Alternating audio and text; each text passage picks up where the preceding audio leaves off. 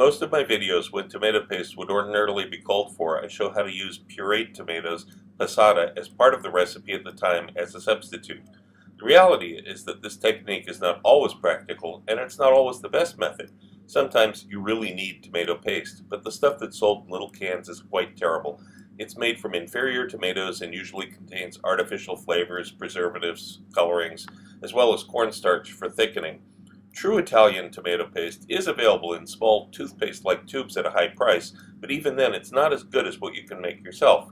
Here's how. Yeah, the ingredients for this are very simple. I'm using Italian passata. This is hermetically sealed, nothing else added to it. It's just pureed, strained tomatoes from Italy. Please don't confuse this with tomato sauce that's already prepared. This weighs about 500 grams. I've got a tomato that weighs about 250 grams, and we're going to use just a little touch of olive oil later, just a little bit.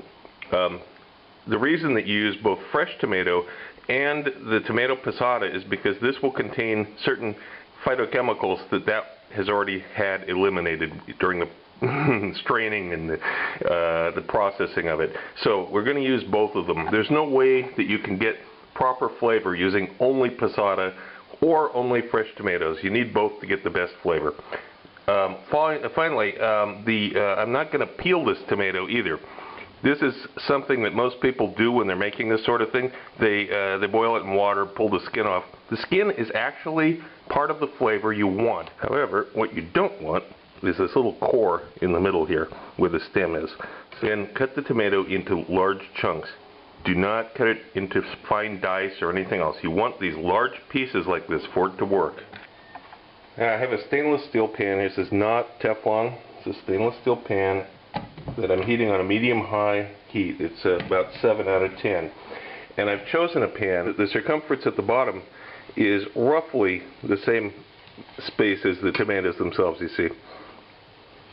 And I'm going to flip these around so that the skin side is down on all of these and the pan is getting hot.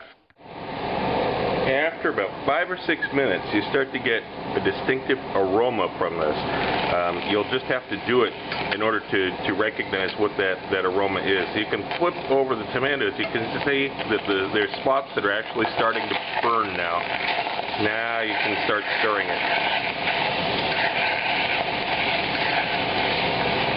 That's what you want to see. You want to see this fond developed on the bottom from the tomatoes. Now we're going to add the salt to this, just the salt, not the sugar yet. Just the salt. This is going to help pull out a little bit more of the moisture, deglaze this fond, and help the tomatoes break down some more. Okay, now I'm going to stop stirring it again for another couple minutes. Let it go. Then about another minute. We don't want to actually burn it, of course, but you want to really get it close. You want to really caramelize this, because that's where all the depth of your flavor is going to come from. Okay. Now I'm going to let it go for another minute without stirring it.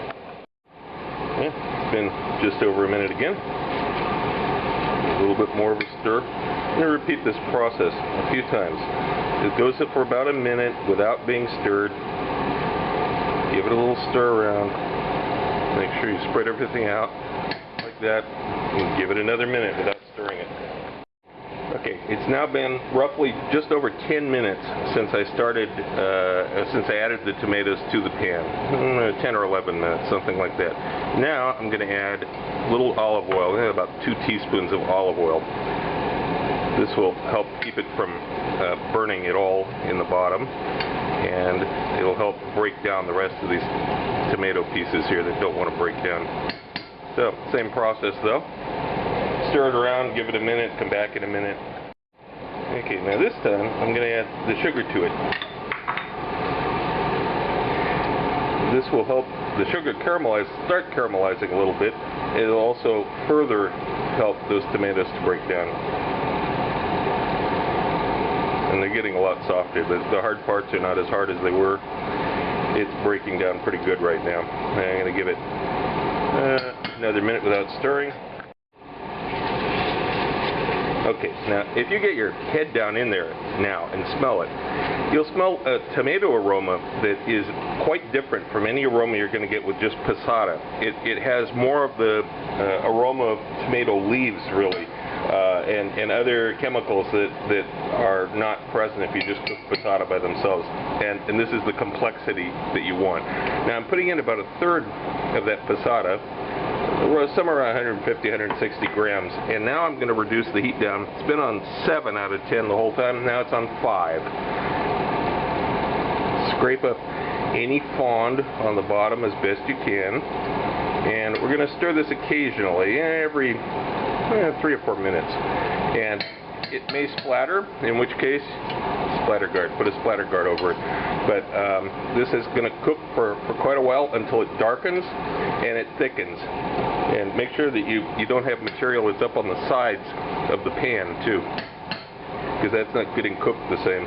So scrape everything down, let it cook. We'll check back on this in just a little bit.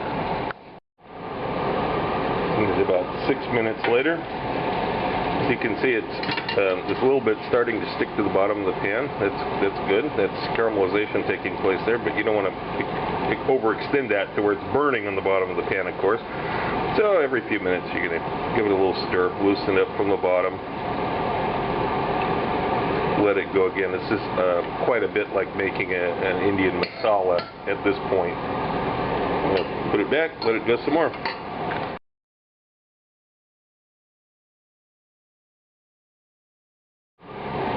Now, here's what it looks like after going for about 15 minutes. You can see there's a lot of darkness on the bottom now.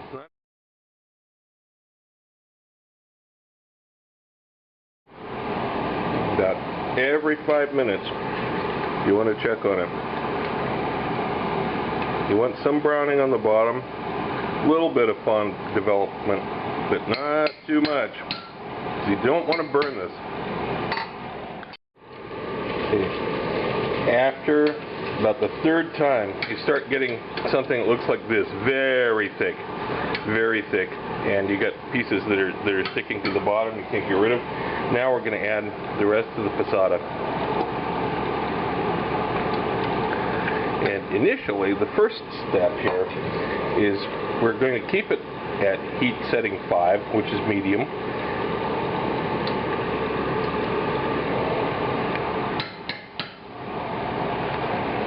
Now we'll keep it at heat setting 5, bring it up to a simmer. I'm going to put the splatter guard back on it because it's going to probably start splattering. Okay, it's been 5 minutes now. We've got good solid boil going here. Now I'm going to reduce the heat way down to 2 out of 1 to 10. Now here's where the process really takes some time. You have to be very, very patient. You're going to stir it every 10 or 15 minutes. There's not going to be a lot of heat on it, so there's not going to be a lot of fond formation on the bottom. But it will take time to reduce properly. It will get sweeter during this time, and that's what you want. Here's what it looks like after about 10 minutes. Make sure you scrape down the sides.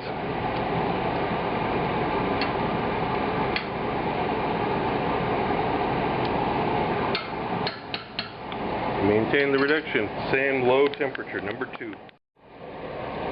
And finally, now we're at almost an hour. And you can see the volume of this has shrank quite a bit. The heat has been maintained on 2 the whole time. If you taste this now, it's very rich and concentrated and quite sweet, mostly naturally. Yeah, there's a teaspoon of sugar in there, but that didn't add much sweetness. Mostly it's just a slow caramelization of the tomatoes. Now check this and weigh it and make sure that you've got about the right volume. If you're off by too much, you can return it to the pan and cook it down a little bit more.